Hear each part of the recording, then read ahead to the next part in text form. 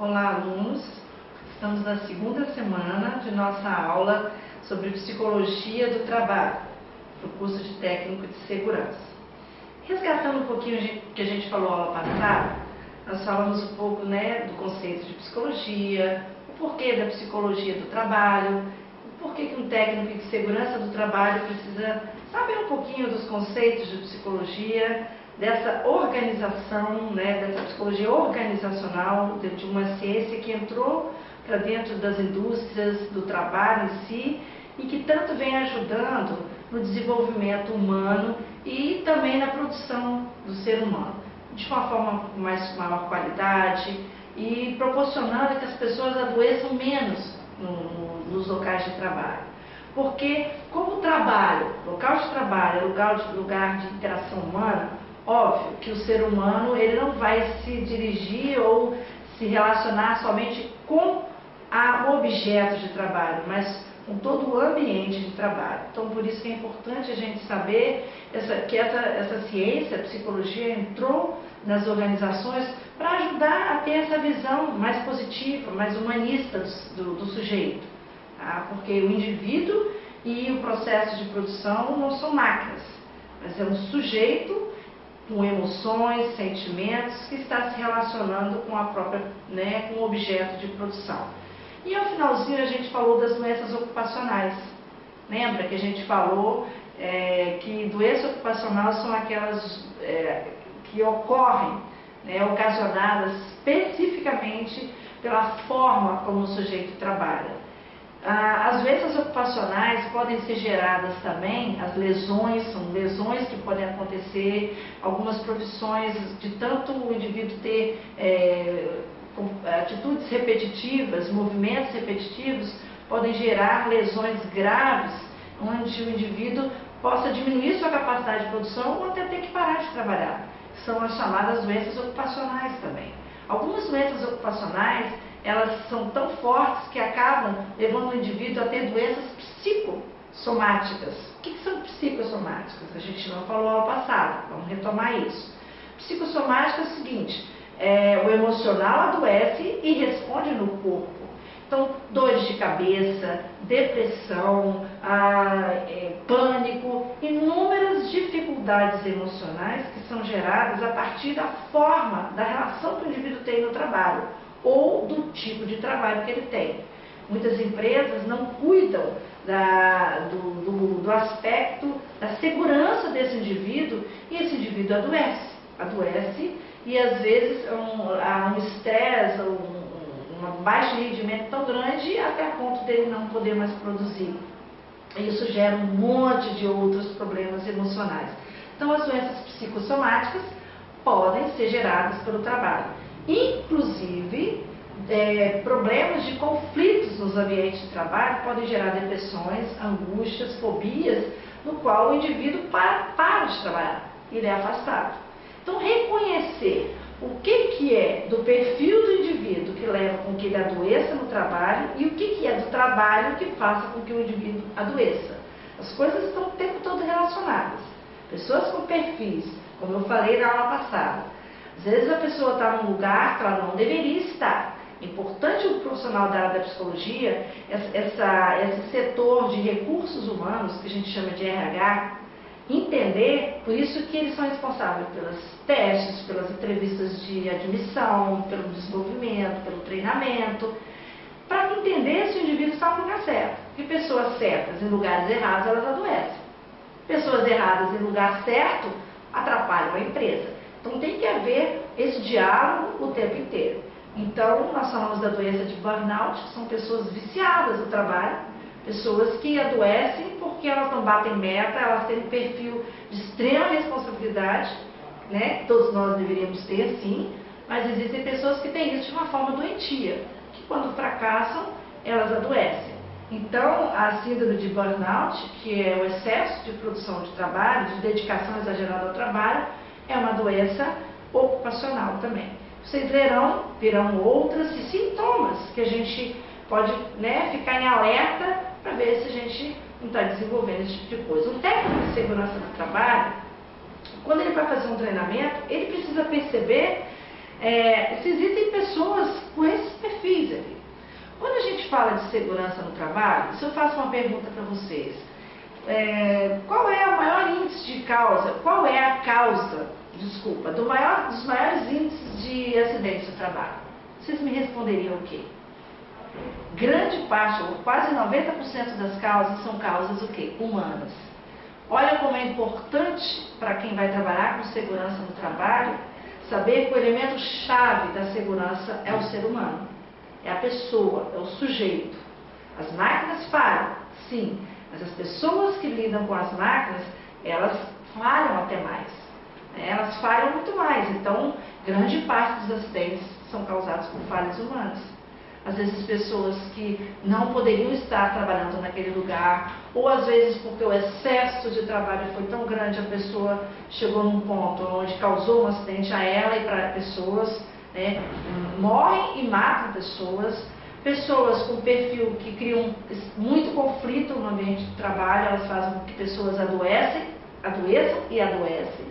Então, o técnico de segurança do trabalho tem que ter uma habilidade de fazer com que as pessoas compreendam a importância da vida humana. Ela é muito mais importante do que qualquer trabalho em si. Então, a prevenção de doenças ocupacionais parte também de um trabalho de conhecimento de um líder, de um gestor, de alguém que faz o treinamento de segurança, que acompanha, ficar atento, conhecer as pessoas, conhecer os sujeitos com os quais ele está trabalhando. Isso é essencial para qualquer treinamento que vocês forem desenvolver. Conheçam o grupo de vocês. Estudem antes o grupo para ver o que é que vocês têm que trabalhar. Quando vocês estiverem fazendo um treinamento, conheça bastante cada indivíduo. E a gente vai falar um pouquinho agora de um ponto extremamente importante, que são os comportamentos organizacionais. Óbvio, né? Como que a gente pode prever e explicar o comportamento humano? Como eu disse, parte muito grande dos acidentes de trabalho são causados pelo próprio ser humano, pelas características humanas. Tá? Então, conhecer esse ambiente no qual eu vou fazer esse treinamento, ficar atento a esse indivíduo, a esse sujeito, a esse local de trabalho. Às vezes, um ambiente de trabalho é mais propício para doença, para faltas, do que o outro. O que pode estar acontecendo naquele ambiente? Né?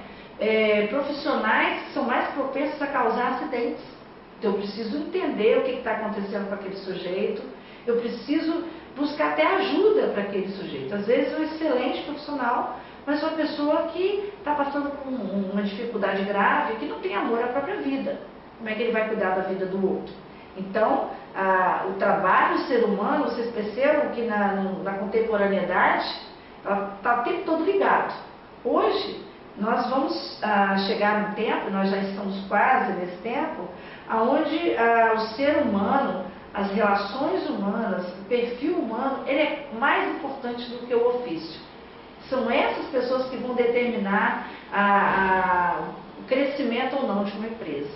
A máquina é fácil de você mexer. Trabalhar, fazer com que os indivíduos se tornem motivados, com que eles alavanquem o processo de produção, ou que eles se sintam satisfeitos e motivados, é um grande desafio até de vocês que vão fazer treinamentos de pessoas, né? Vocês vão enfrentar pessoas que vocês vão treinar que estão completamente desmotivadas até com o local de trabalho, até com as relações de trabalho. Então é importante você entender isso. E quando a gente fala de competência interpessoal, o próprio nome já está falando.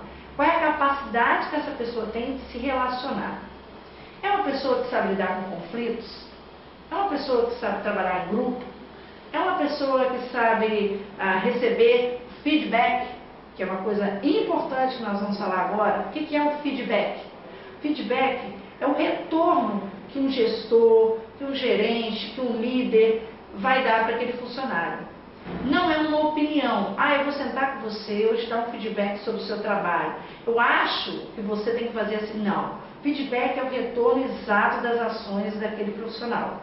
Num treinamento é importantíssimo se dar o feedback. Até como as pessoas se portaram naquele treinamento. Né? Se mostrou interessado, se é uma pessoa que não sabe ouvir, se é uma pessoa que não sabe trabalhar em grupo. Então, feedback é importante para que o indivíduo possa mudar ou manter as atitudes que ele tem. Se o indivíduo tem atitudes negativas que precisam ser mudadas, o líder precisa observar, precisa chamar periodicamente aquele profissional e dar o retorno a ele. Senão ele vai continuar errando. E às vezes perdemos profissionais excelentes por não sabermos dar esse retorno, por não sabermos trabalhar com aquilo que o indivíduo precisa para o seu próprio crescimento. Existem dificuldades, é todo mundo que gosta de ouvir, mas é importante saber dar também o feedback. Não é uma crítica pela crítica, é uma crítica que faz com que o indivíduo possa crescer, possa evoluir. Então o feedback pode ser dado de várias formas, vocês também vão ler no material de vocês. No material de vocês também traz um teste, que é a janela de Johari. Isso é mais para um profissional da área da psicologia fazer. Mas é importante que vocês pesquisem até mais, existem vídeos que mostram que o teste é esse. É para que o indivíduo se auto-compreenda, se ele se conheça melhor e também conheça como que ele pode ser, como que é o relacionamento dele com o grupo. Então, um teste legal, como é que é o estilo interpessoal dele, como é que é a forma dele se relacionar, tanto com a hierarquia e quanto com os pares dele. É legal vocês pesquisarem e aprender um pouquinho sobre esse teste. Tá? Ele é importante que a pessoa que faça esse tipo de material num grupo de treinamento saiba muito bem como lidar, porque é muito sério. Né? Às vezes a gente usa testes sem saber usar e causa um problema muito maior. Então, leiam bastante, compreendam, é uma ferramenta legal de trabalho para treinamentos. Mas, repito, é importante que a pessoa tenha muita habilidade para trabalhar com alguns testes. No ponto 5 da apostila de vocês fala sobre motivação, que é um elemento humano imprescindível para o trabalho. Aí a minha pergunta é, a motivação ela é externa ou ela é interna? Quem que motiva uma pessoa? É o grupo, as pessoas que motivam ou elas têm uma motivação interna? Essencialmente a motivação ela é interna. Se o indivíduo não quer, ele não tem um motivo para buscar isso ou aquilo, a gente pouco vai conseguir ajudar. É que nem a gente fala em escola. Vamos fazer algo para motivar os nossos alunos. Ok, uma boa aula, uma bela didática, um professor com extremo conhecimento, com carisma, com empatia, ele vai ajudar em muito. Recursos tecnológicos, tranquilo, mas só isso não adianta. Se o indivíduo não sabe os motivos que levaram ele a buscar esse curso que vocês estão fazendo, dificilmente vocês terão sucesso. Mas se você realmente compreende que eu quero ser esse profissional, eu tenho esse sonho, meu motivo é isso, ninguém segura vocês. Vocês serão excelentes profissionais, excelentes técnicos. Então busquem essa motivação. Na teoria de vocês, na apostila de vocês, falam também de alguns conceitos motivacionais, alguns teóricos. O conceito mais usado é a pirâmide de Maslow, que ela fala, muito usado na área organizacional. A pirâmide de Maslow, ela fala que uma satisfação não sobrepõe a outra. Primeiro, o que é importante que seja satisfeito? Aí ela coloca primeiro a fisiologia, depois a segurança, depois o amor e o relacionamento, depois a estima e por último o relacionamento pessoal, a realização pessoal. Então, como é que eu posso motivar alguém que está com fome? Não tem como. Alguém que está com sede, não tem as necessidades fisiológicas satisfeitas. Como é que ele vai querer uma realização pessoal se ele está passando fome? Não tem como. Então, primeiro, Maslow diz que essa satisfação precisa ser feita. Segurança. O indivíduo que não se sente seguro, que não tem mínimo segurança que o ser humano precisa, vai querer uma realização pessoal? Ainda não. Então, à medida que a gente vai realizando essas satisfações primárias, secundárias, a gente chega naquela essencial humana, que é uma realização pessoal, que é um futuro brilhante, que é um dinheiro no bolso, uma boa profissão, né? Então, ele fala que as satisfações elas são gradativamente. Então, o indivíduo vai se motivando gradativamente. Agora, não se esqueça, o motivo, primeiro, é interno. Quais são os meus motivos para escolher isso ou aquilo? Ninguém, os empecilhos podem ser até grandes, mas ninguém vai destruir essa motivação nossa. Claro que a motivação externa também é muito importante. Então, motivação vem primeiro, de dentro da gente, ela é resultante, primeiro, das nossas, aquilo que é essencial nosso, vem de dentro da gente. E os aspectos psicológicos do trabalho, né? Que a gente fala, os acidentes do trabalho. É importante analisar que tipo de acidentes os quais a pessoa se envolve. Então, o perfil desse indivíduo, né? Por quê? Se ele tem baixo grau de motivação, o indivíduo tem pouca autonomia, ele é controlado, tem também uma gerência muito autoritária. Então, os aspectos psicológicos do trabalho, às vezes os acidentes precisam ser analisados como um todo. Não é unilateral. Então, um técnico de segurança no trabalho precisa conhecer o que acarreta determinados tipos de acidentes. Então, conhecer isso, a história de alguns acidentes, quem eram os sujeitos envolvidos, é importante para a profissão de vocês. Quando vocês forem projetar um planejamento, uma organização, né, didática, porque vocês também estudam didática, quando vocês forem montar um planejamento. Que grupo é esse que eu vou falar? Quais são os aspectos do treinamento? O que acontece nesse grupo? Tá? Então, é importante. Porque acidente de trabalho tem prejuízos graves, tanto humanos quanto empresariais. Então, é importante que vocês compreendam e sejam os melhores possíveis montando o trabalho de treinamento de vocês. Porque nós vivemos uma sociedade capitalista e o indivíduo é competitivo e precisa trabalhar. Não tem essa história. A empresa boa é a empresa que não tem competição, que não se trabalha. A empresa que não é competitiva não tem graça de se trabalhar. Hoje nós vivemos um mundo capitalista. E esse mundo cada vez mais vai gerar pessoas mais competentes. E realmente, isso nos pressiona. Isso nos leva, às vezes, a adoecer se a gente não souber lidar com essa situação. Mas bem-vindo ao mundo capitalista. É para isso que nós trabalhamos. Nós precisamos lidar com todas essas situações. Muito obrigada, foi um prazer estar com vocês.